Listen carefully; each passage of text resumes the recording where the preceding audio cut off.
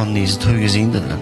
Payg'ambar sollallohu alayhi xurmolardan olib yerkanlar, shu xurmolarni borib ishlab qiynalib men uchun olib keldingmi dedilar Payg'ambar sollallohu alayhi vasallam. Ha, ey Allohning rasuli, nima uchun bu ishni qilding? Sizni yaxshi ko'rganligim sababli dedilar.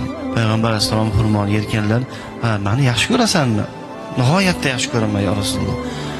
Agar dedilar Payg'ambar sollallohu alayhi vasallam, meni yaxshi ko'radigan bo'lsang, qiyinchiliklarga, mashaqqatlarga, faqirlikka, musibatlarga tayyor turgin. Chunki meni yaxshi ko'radigan bandalarga Alloh ko'p sinovlarni beradi. Meni yaxshi ko'rgan bandalarga Alloh shunaqangi faqirona, haqirona, oddiy sodda hayotni beradi. Boshiga musibatlar tushadi. Moli bilan sinov beradi, joni bilan sinov beradi, mana shunaqangi qiyinchiliklarni beradi dedilar azizlar. Shuning uchun bir inson masalan musibatlar to'xtamayapti bir insonning boshiga. Qaysi ishni boshlasa yurmayapti. Qorni och qolyapti kerak bo'lsa.